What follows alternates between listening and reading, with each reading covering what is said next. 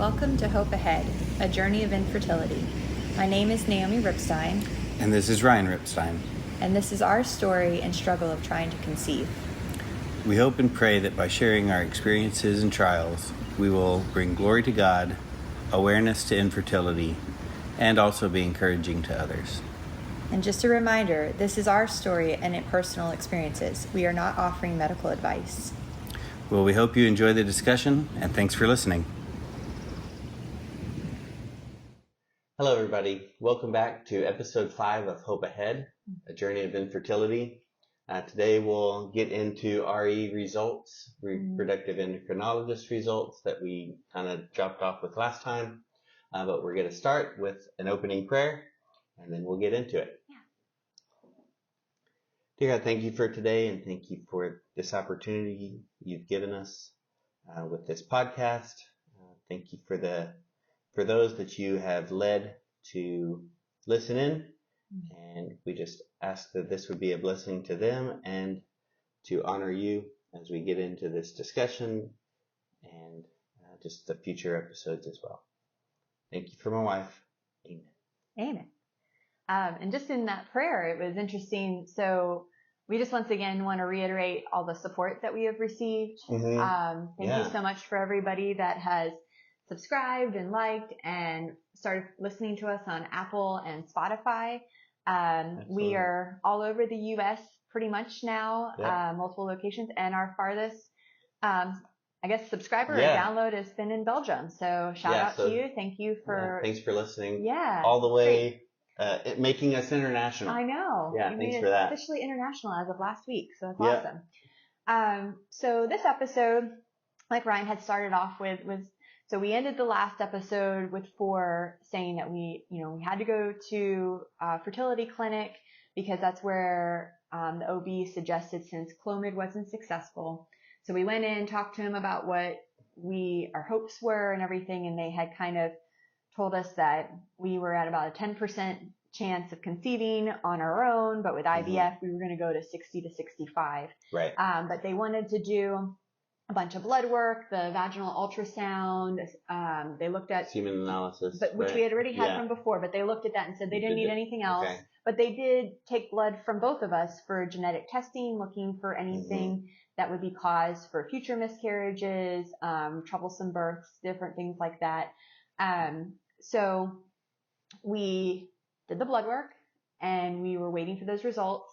So we got them back, and thankfully everything was great. Thankfully, and maybe a little bit of frustratingly, everything is good. Like we've talked about, right? Yeah. It's just kind of right back there. And they do have those certain levels, or what are considered normal out in the real world versus what would be considered good or normal in the fertility world. Right. So especially on a female perspective, like they do look to see in the real world, like your thyroid should be between 1 and 4, but for the fertility world, it should be between 1 and 2.5.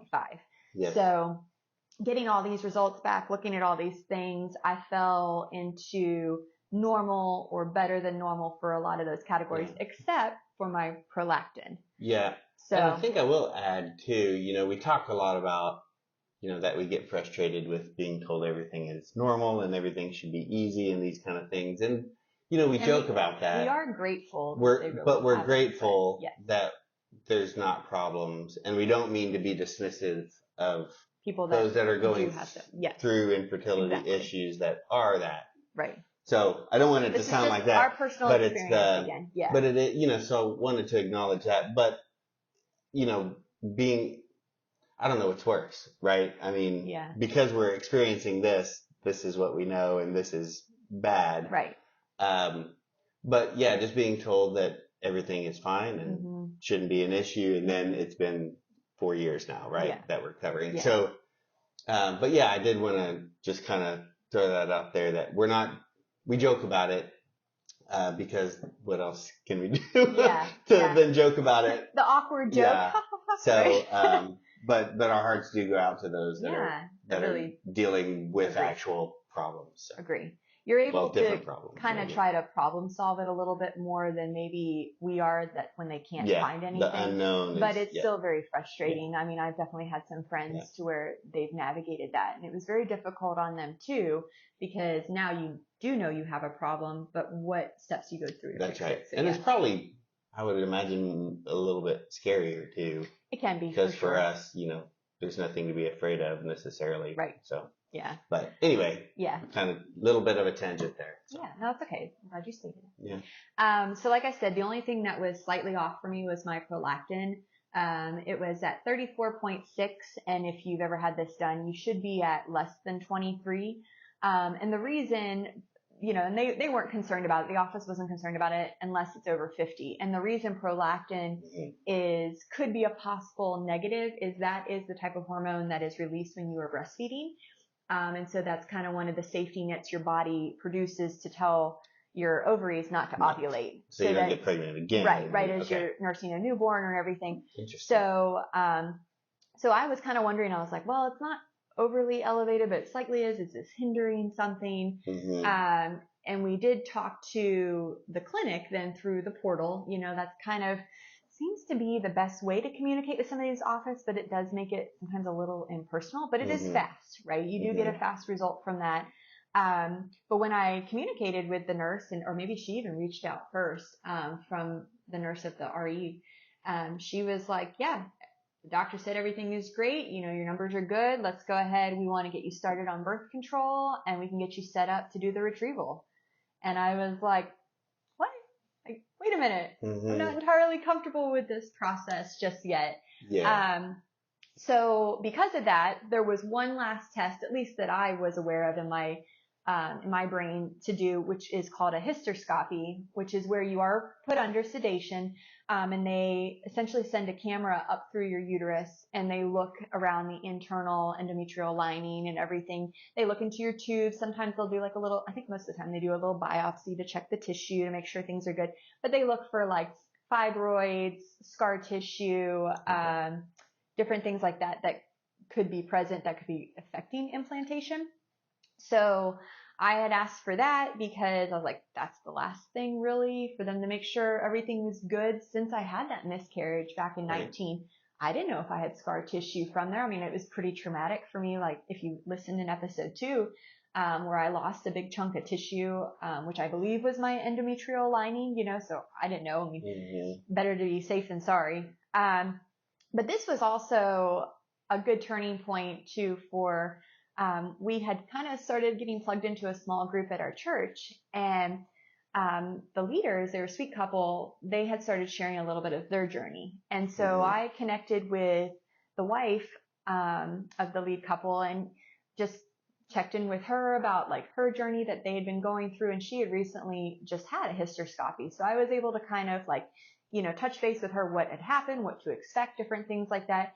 And she was really my first in-person local contact that I had to go through with this journey. So it really was a blessing in that sense of starting to open up a little bit, because I didn't even fully tell them everything. They just had shared their story, and I was like, so we've been struggling, you know, could I ask you guys some stuff? And which they were great, and we really bonded over that.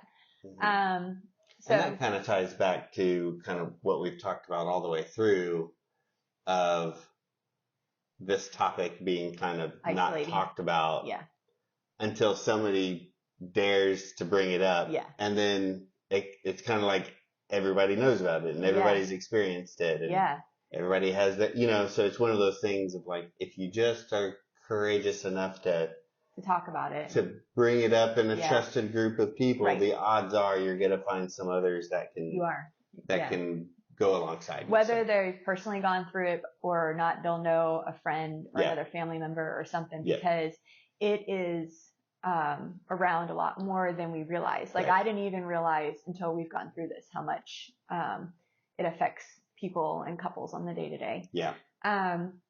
So anyway, you know, we really bonded through this. I said, like with the my friend through our small group. the doctor agreed to do the hysterscopy, thought that was fine, but because of our insurance, which is a blessing in disguise, our insurance wanted the actual doctor that wanted me to get the hysterscopy to do it.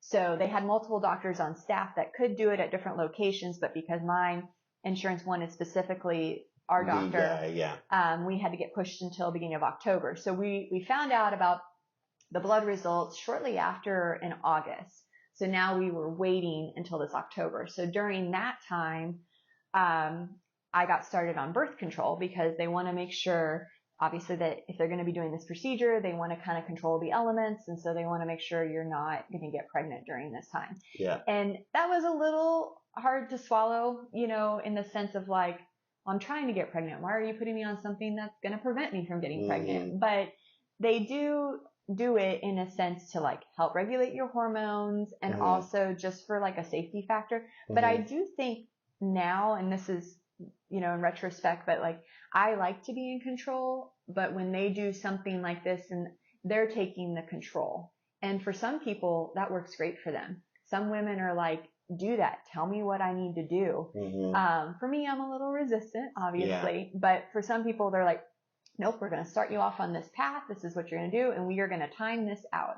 Yeah. So that's why they do it. And in the back of my mind too. So, we got pregnant initially in 2019, 2 months after coming off of birth control. And so I knew like, you know, things surge and your body gets regulated and everything. So I was kind of hopeful getting back on birth control that maybe it would kind of trick my body again. And so get on birth control for a cycle or so and then get off of it and then whoop, baby. Yeah. So, I definitely had, like I said, the control factor, but I was like, oh, you're taking away the control, but maybe this will help in another way. So we had the procedure scheduled for the beginning of October. And Ryan, of course, had to take me. It was downtown at a clinic and it was scheduled for 8. So we had to arrive about 5:30 just because they had to get everything prepped and ready. And they had, once again, several people in even in the waiting room when we got there.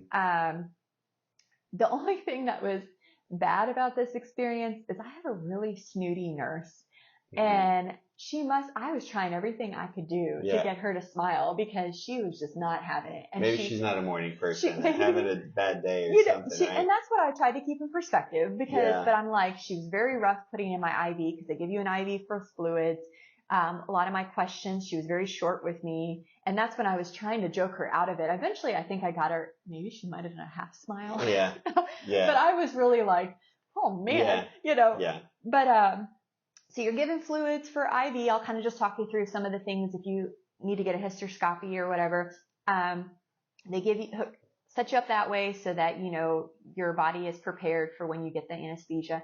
You're given a Zofran, which is for nausea because anesthesia normally can make people nauseous. And then like, you know, and obviously you undress and everything. And I don't know if I had to do anything super cleansing wise and stuff like that too. I know that they, did sanitary things just to make sure there was no chance of infection or whatever whenever they did the procedure. But, Ryan was then able to come back and see me after I got in my gown and was in my birthday suit. But, the anesthesiologist then came back and talked to me, and even my RE doctor came back and talked to me, and they were both very nice, very encouraging. They answered all my questions, so it totally dismissed the snooty nurse. And even the surgical nurse that came and got me to take me back to the operating room was super friendly. And I remember just kind of climbing on the table, kind of getting in position. And then they like, you know, they're like, okay, I'm going to put this mask over your face. I want you to count backwards from 10. And I got to like 7 and I went out. That's the last thing I remember was 7. I think that's what most people get to. Really? I feel like it worked it's pretty fast. 7 plus or minus 1. Okay. They never get to 0. Yeah. They never get to 1. Yeah. And then the next thing I remember is I was being woke up by a staff member and I kind of sat up all of a sudden because I was like, what do you need? Yeah, and she's like, it's okay. Yeah. She's like, you're just waking up from surgery. And I'm like, okay. And then I'm at the time, since then I had LASIK surgery, but at the time I wore glasses and contacts, and you can't wear your contacts in for surgery. So I couldn't see it. I was like feeling around, like, where's my glasses? And she handed them to me and was still trying to, like, she's like, it's okay. You know, everything's fine. fight or flight, calm down, right? Yeah. You're missing time. Yeah. Nothing's wrong. So then she was like, go ahead and start getting dressed. And then Ryan was able to come back and get me, and they wheeled me out in a wheelchair, I guess just still from anesthesia, right? To make sure you're not unsteady and everything. And they normally don't recommend, because of the nausea, to not eat afterward, but I was hungry and I was looking for, because you can't have anything. So I was looking forward to like my coffee, and I told Ryan, I was like, I really want some donuts. And so being the sweetheart he was, we went to Starbucks and we went to a couple of donut places, but by this time it was later in the morning, and a lot of places were sold out. So I think we went to 3 different places or something, but finally found some. And we were so excited to get donuts. Yes. One of the things though, and this is when don't operate under recently waking up from anesthesia, but I had to have my insurance and my license available when I got checked in for the procedure. And I had just put it into the pocket of my sweatpants. And evidently that's still where they were, but when we were getting in and out of the car to try to get donuts. A lower sitting car. Yeah, so my license fell out in the parking lot. And praise the Lord, everything is fine, but I didn't found it at the place. The last we place went back we had been. to the parking lot later. Yeah. Once we realized. It was not till like the next day. It was a while later. Yeah, that I realized.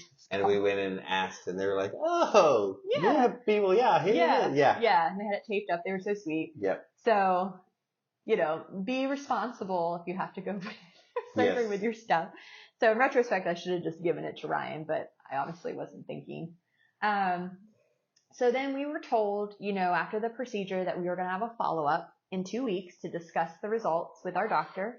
But we were going to be on vacation. We were able to go to Durango, Colorado, which is beautiful. Highly recommended if you've never been. Mm-hmm. And this was like a late October timeframe. Early October, because we were trying to see the leaves at that time. That's right. Yeah, with the aspens. Yeah. And I was still convinced. I'm like, we're going to get pregnant because we just got off the birth control. Mm-hmm. And we're in Durango, Colorado.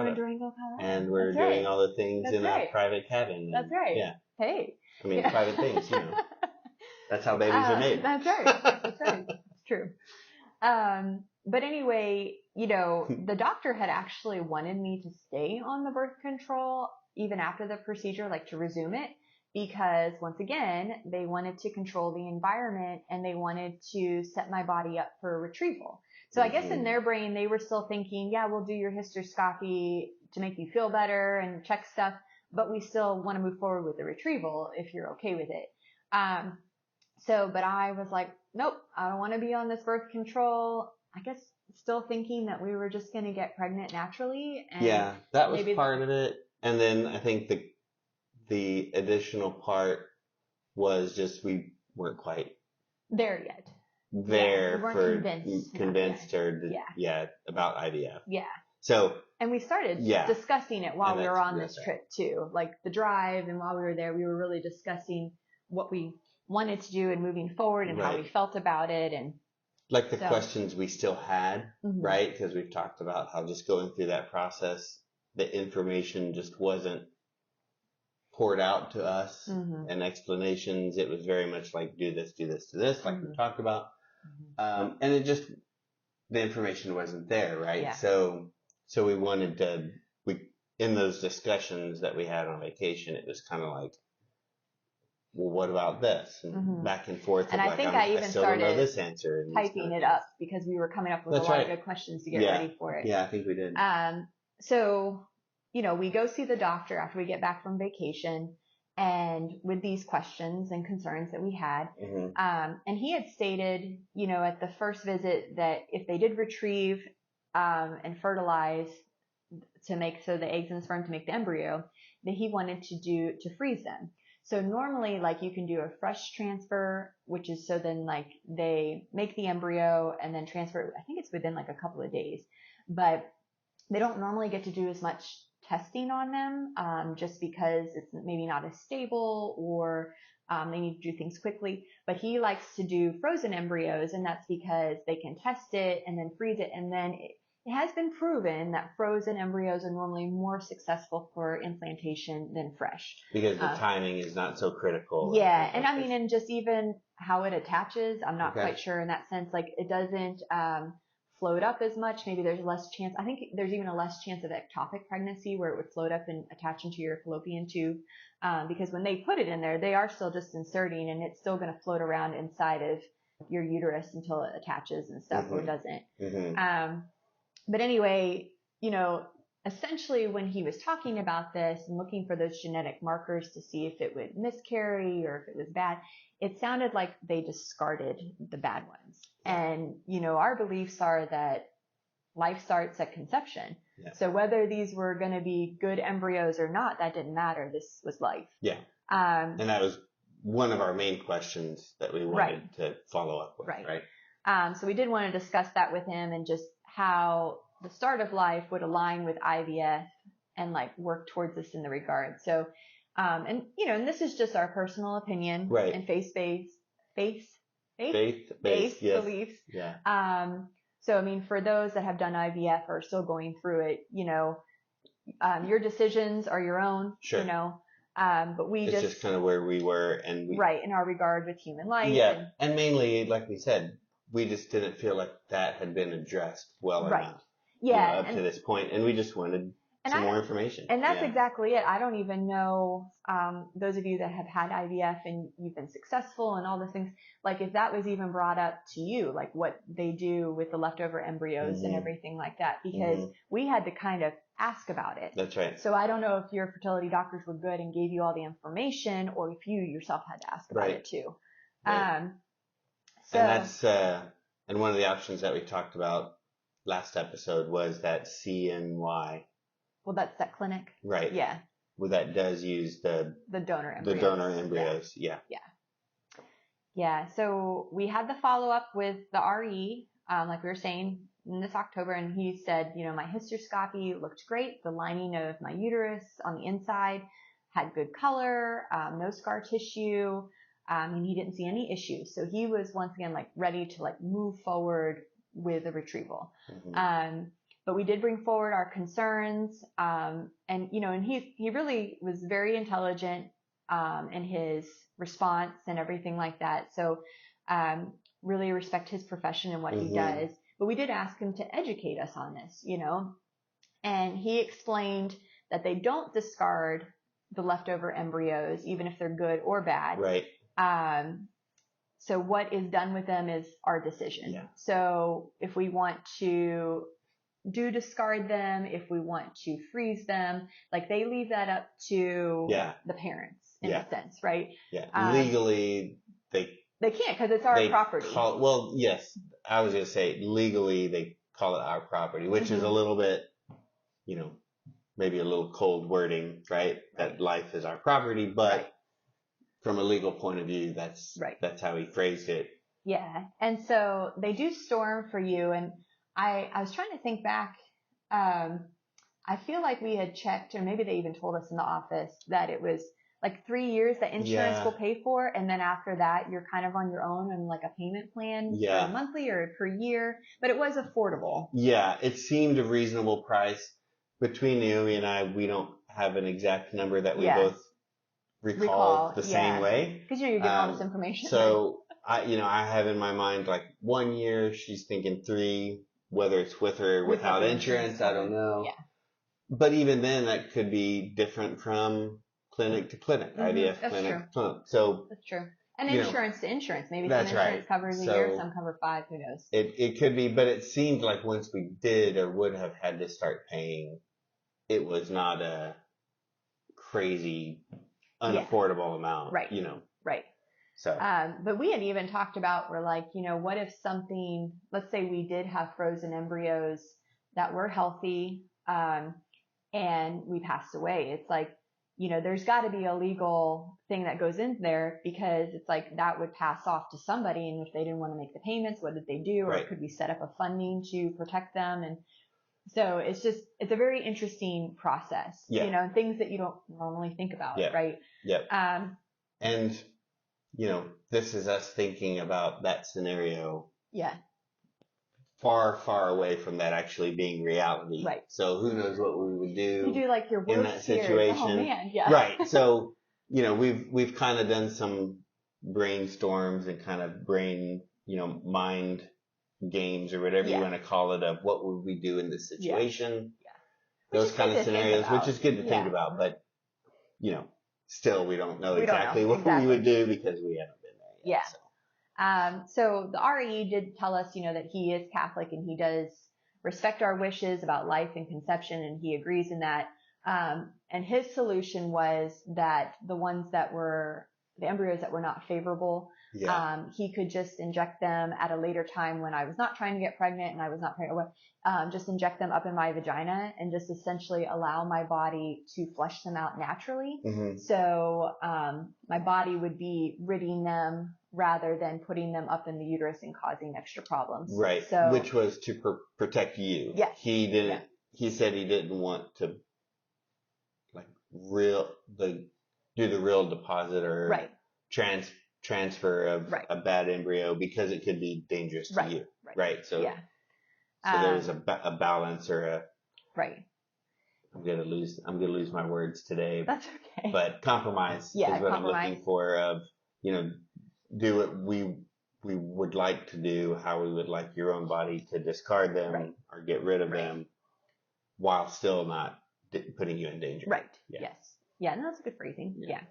And we had discussed, I think, in the last episode about the possibility of having multiple healthy embryos left over and what would we do, but he discussed the different things of like adoption and donation and different things like that. So once again, I mean, he's very well educated on what it was, but we did still leave the office unsure of like how we wanted to do. We were less unsure get things answered about some of our questions and things like that, but we were still not confident one way or the other to like fully move forward, whether we wanted to do it or not, or so this was the other thing too. During this discussion, the RE, he was saying, so remember he told us 10% at our first visit back in August or July when we had the consultation. Well, now after the hysterscopy, he's like, no, you guys are at like 5%. And I'm like, how did we go down from that? I don't know if it's because now we had the blood results that showed things were good and the hysterscopy showed things were good. So now he's like, well, I really don't know what's going on, but that means that your chances are even lower. Yeah. So he's like, but we could really increase this, with IVF.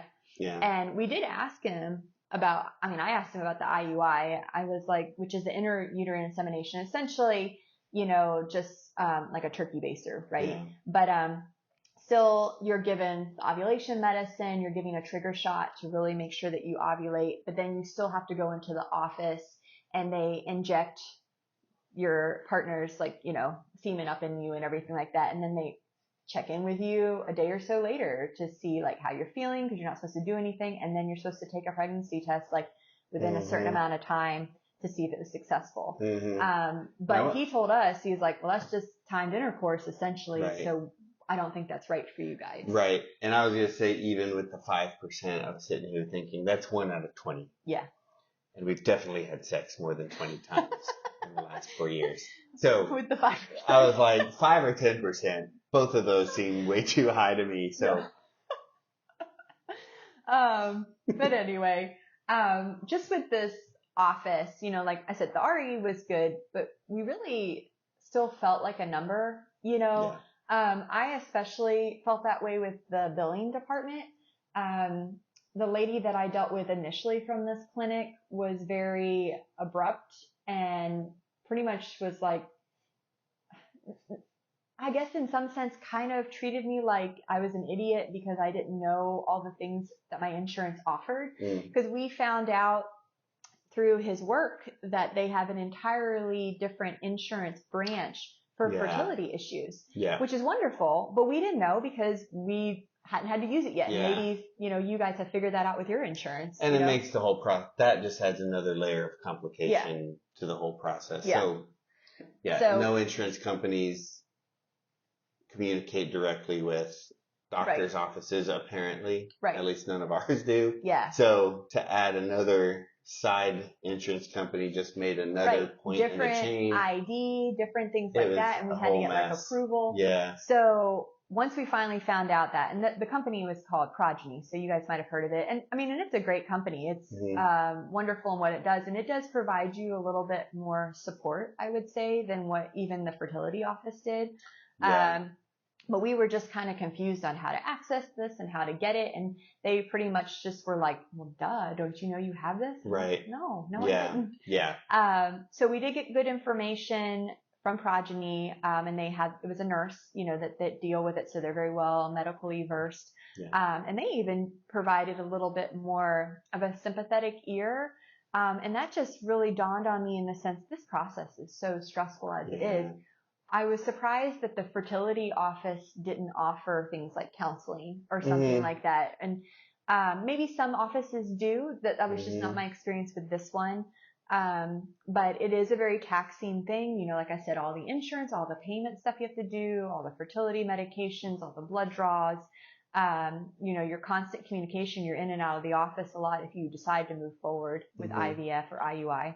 And like you said, like this whole situation that we're in, of being infertile, we wouldn't choose to be here. Yeah. We would rather this not be the case, this not be the reality that we're having to live in right now, but we're here, right? And the way that they're interacting with us makes us not even want to be there. Right. Like, I would rather have a baby in my arms than being in your office. Yeah. Be a little nice. Yeah. And it's like the least you could do is be like empathetic to the situation. Right.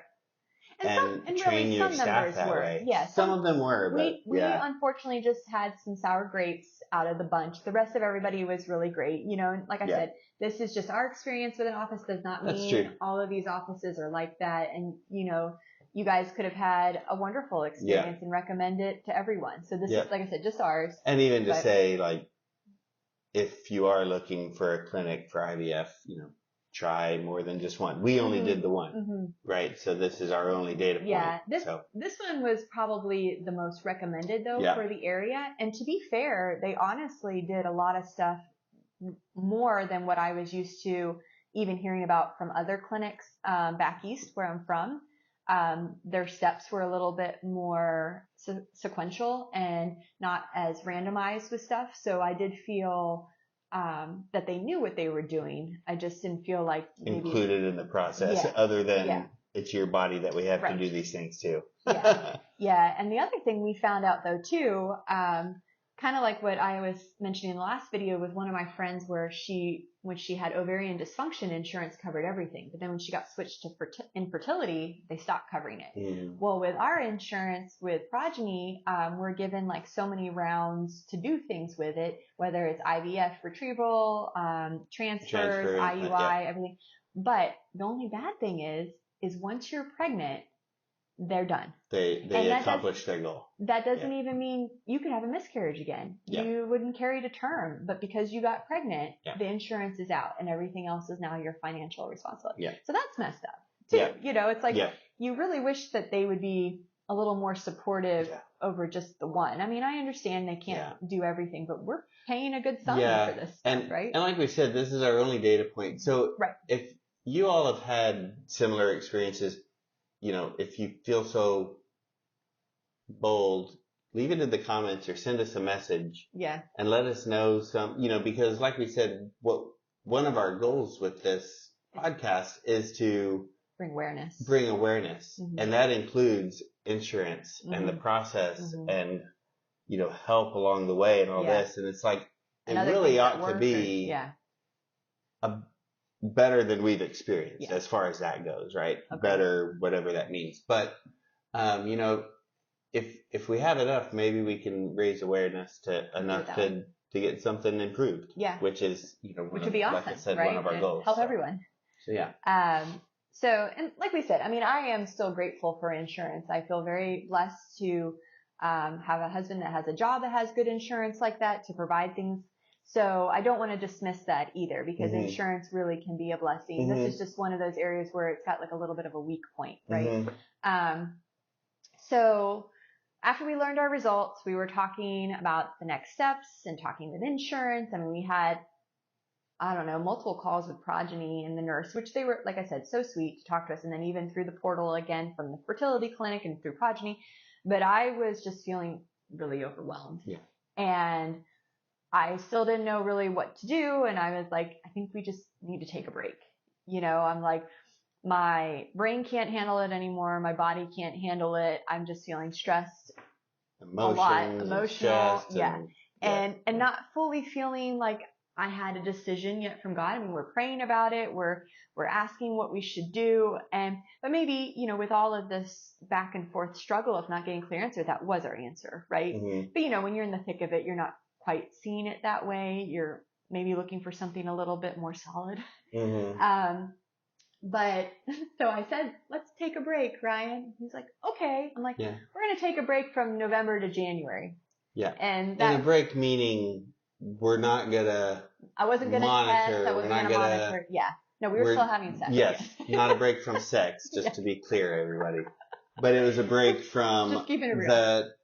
the tunnel vision of I'm going to do, or we're going to do everything necessary to get pregnant. Yeah. Right. We were going to take a break from that. Yeah. But then in true woman fashion, maybe some of you are better than me in that, I changed my mind. Yeah. So I only did 1 month of no tracking and then was like, let's get back at it. Heard something else that we should try. Yeah. Because I get inspired. You have those down slumps and then I'm like, oh. Yeah, light bulb. This is what we should check. This is what we should And so I got all motivated again. I got new supplements and I was tracking stuff and I was excited and I was like, maybe this would work. And the office said we were in good shape. So why can't we get pregnant naturally? Right. And so this is just me with still wanting to be in control. Right. Mm-hmm. And there is good and bad of that. Like, whenever you have a problem, you can kind of work towards that. But with me, since we didn't really know what the problem was, I was trying to figure out all these deductive reasoning things that I could do to still be in control and feel like I was doing something and not just being lazy or whatever. But then, and Ryan seems still pretty relaxed about it at the same time, but we were trying to rely on God's power for like just strength and like give us the right motivation. But this kind of led into a little bit where I thought he was more relaxed. This kind of led into maybe feeling a little more overwhelmed on his point. So I was always relaxed about it because, like Naomi said, trusting in God and the right timing and these kind of things. Mm-hmm. But what I think this is the time when I started noticing. So Naomi had talked about parts of the IVF process that she was not happy keen about, on. didn't like. Right. Yeah. Aside from the embryos and life happening at conception and what we're going to do with the embryos, aside from even all that, to get to that point, the process of, going in constant all monitoring, the time, you were in every day, you draw blood, all of your hormones and all these things and injections and all this. She was not excited about that. And I can imagine why. Like, it makes sense that that's not fun. And the emotional stress that was going to you would have to go through for that and just all these things, right? So she wasn't excited about it. Yeah, it's a lot. And I completely understood that. But at this point, I started to think back at all the things we had done instead of IVF. Since even the first time it came up, which had been at this point, about a year. 6 months to a year. Yeah. Where kind of we were at the point of where we could have done IVF or it first came up or these kind of things. But we were looking for alternatives for that whole time. And this point is kind of where it started entering my mind of, just from a logical standpoint, engineering background, of I'm still seeing my wife struggle emotionally with not getting pregnant and trying new things and still tracking stuff on her body every day or every other day in 5 different ways or so, or however many. 5. I mean, but like the strips and the tests with the different apparati. Yeah. And the different things and it's just temperature and all that. Just checking all these things and the supplements and the this. Yeah. And it's this up and down of not working. And I'm like, I am witnessing you having anxiety and stress negative anyway. impacts from this, the same way you talked about being worried about those negative impacts being related to IVF. So this is when I started thinking it. I hadn't brought any of this up to her yet, but I think this is when it started entering my mind. And we'll do, I think, a whole podcast on this. Yeah.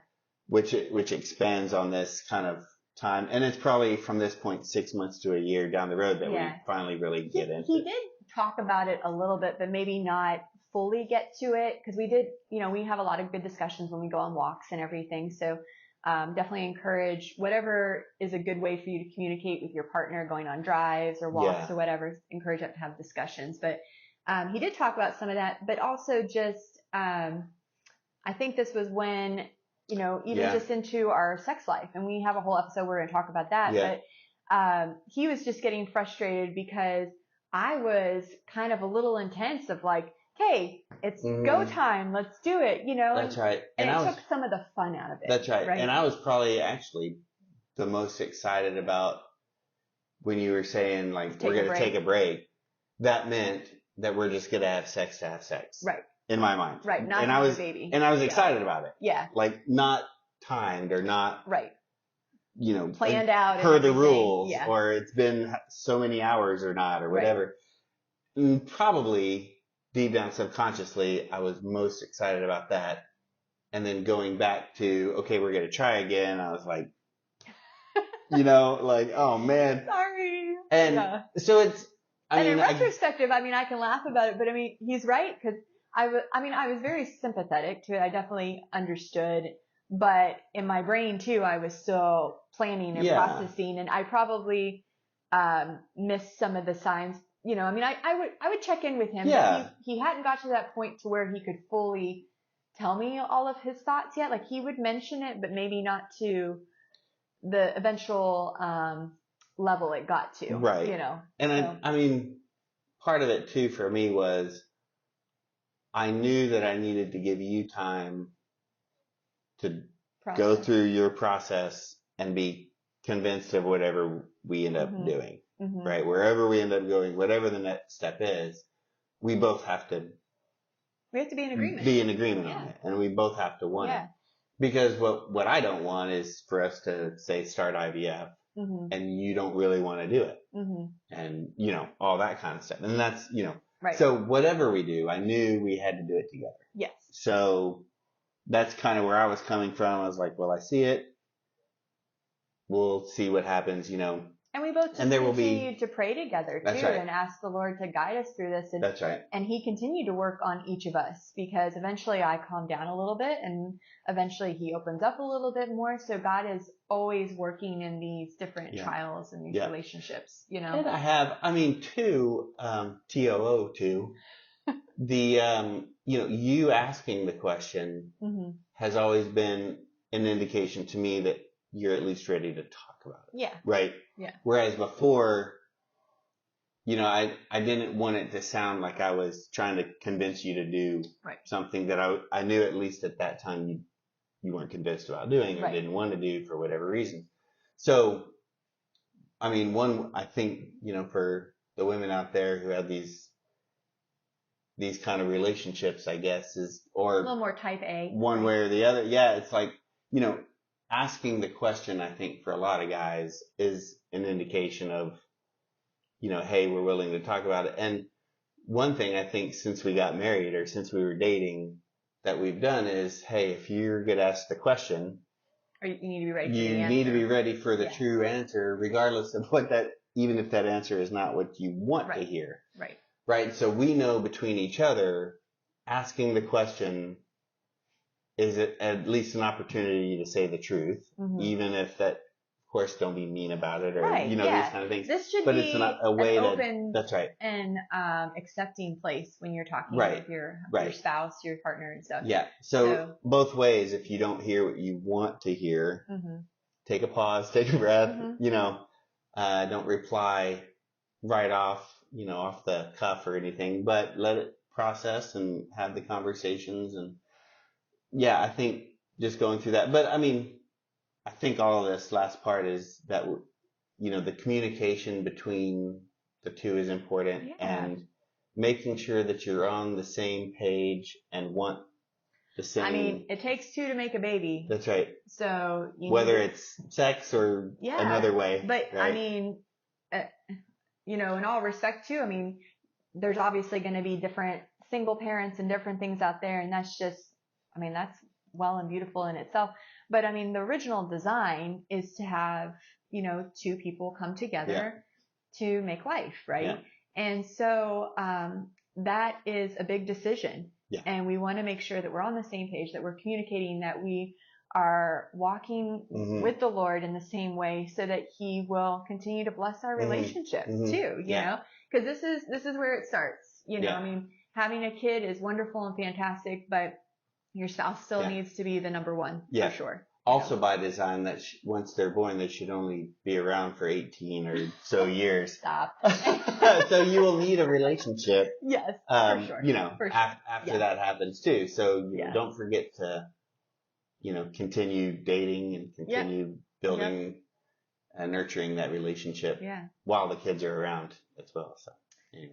Yeah, so I digress a little bit. No, that's okay. I mean, it's all good relationship advice. Just whatever you're going through, right? Keep God at your center and work on your communication. I mean, we're talking about it in a fertility aspect, but I mean, it could be in finances, it could be in a family dynamic, it can be in work related, anything. So all of that is teamwork. Yeah. Yep. Teamwork. Exactly. So in the sense with back, so now we are, struggling with mind control and taking a break and trying new things and still trying to figure out why we are on this crazy journey. But the scripture we have for this lesson is Proverbs 3 verse 5. And it's trust in the Lord with all your heart and do not rely on your own understanding. Whew. Right? Because easier said than done. It is, but it's such a good perspective to bring it back around, to be like, God is in control, whether of all the situations. We only see our little bubble where we're in. We don't see the whole big picture of how He's using us to impact lives. I mean, here we are now creating this podcast to like relate with others and stuff. How we interact with different people in the fertility clinic, the different friends that I have made through this journey, different people we've talked in our church, different relationships with family members, it's really cool when you are able to see some of that perspective, but sometimes you don't see it until a little later, right? But, so that's all we have for this episode. Thank you again for joining us, and we'll close out in prayer. So, dear Heavenly Father, thank you again for just this episode and being able to share our story. And I pray for all of the IVF clinics out there and those of our listeners that are possibly done that or going to be doing that, Lord, that you would just give them favor and good communication with the staff and the doctors, and that you would have the doctors really listen to them and just bless those interactions and just continue to use our story to give you glory, Lord.